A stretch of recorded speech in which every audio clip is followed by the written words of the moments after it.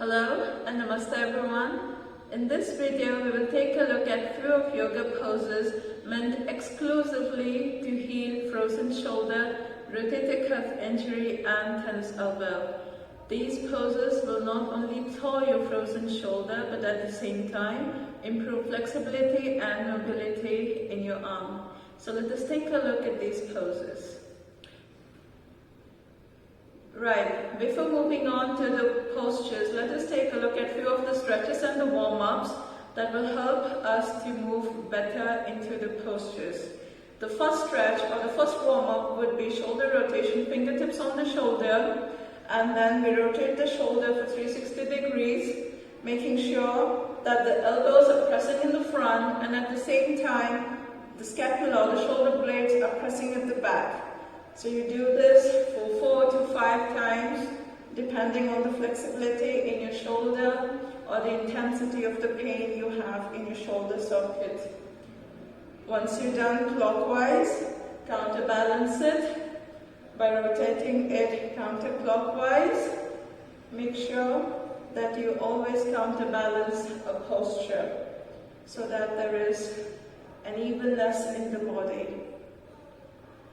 You can do this stretch or the warm-up for say 2 to 3 times and that should be enough. The second stretch would be, you lift your right arm up and with your left hand press at the elbow or somewhere closer towards the tricep and stretch or pull the right arm back. So you should feel a crunch in your right shoulder and a stretch in your tricep. Hold this for say 5 breaths, and then once you're done, change to the other side, pressing at the tricep. Do not press the elbow. We do not want to deepen the injury if you suffer from tennis elbow.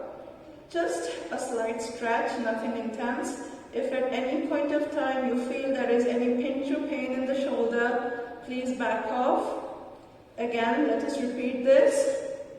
Pressing the right arm somewhere at the right tricep and then change. Good, relax. Now that the shoulders are pretty much warmed up, let us take a look at the first pose, which is Garudasana. We will only look at the shoulder.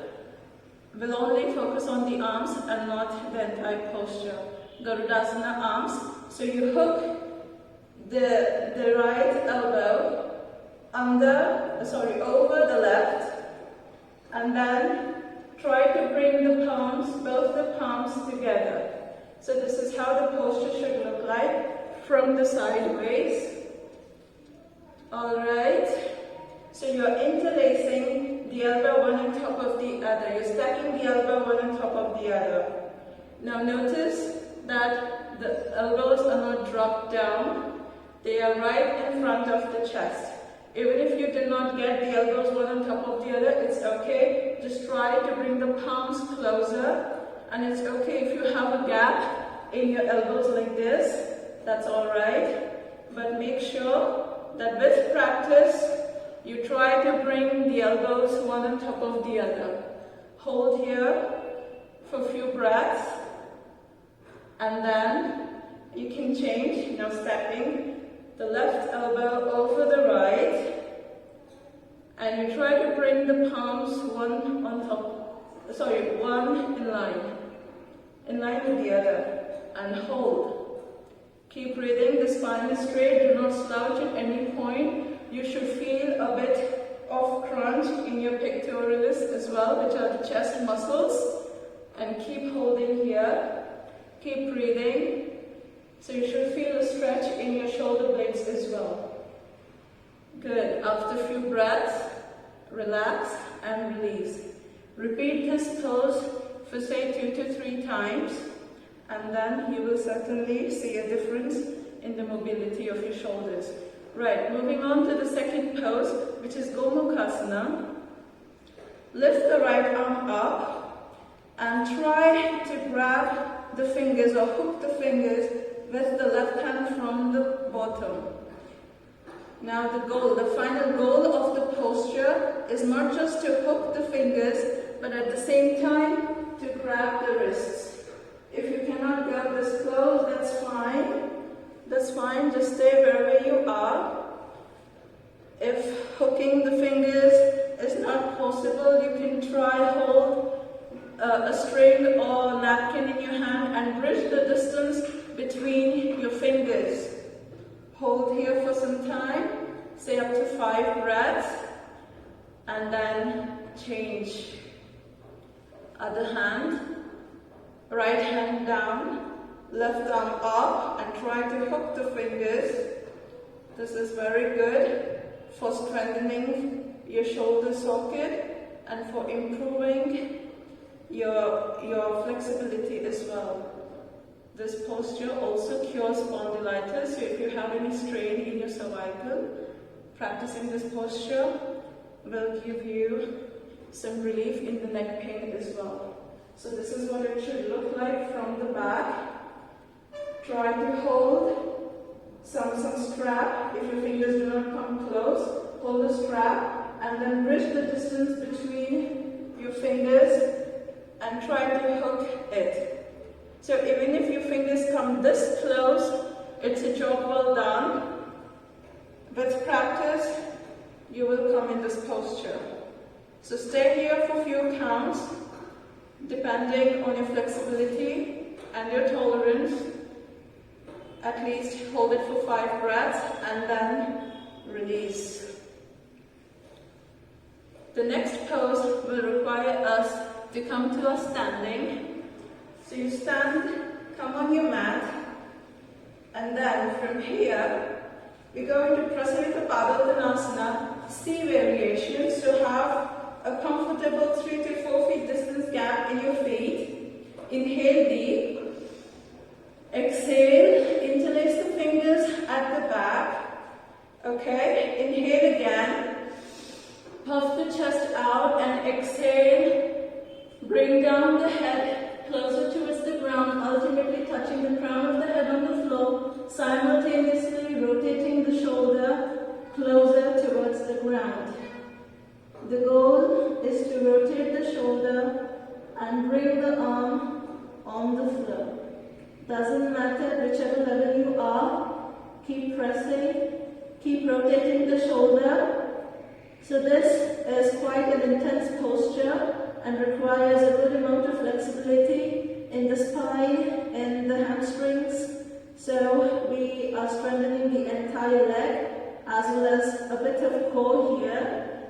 And of course we are working on the shoulder as well. Stay here as per your convenience. And once you're ready to come out of the posture, inhale, come up, and exhale, relax. Shake your hands.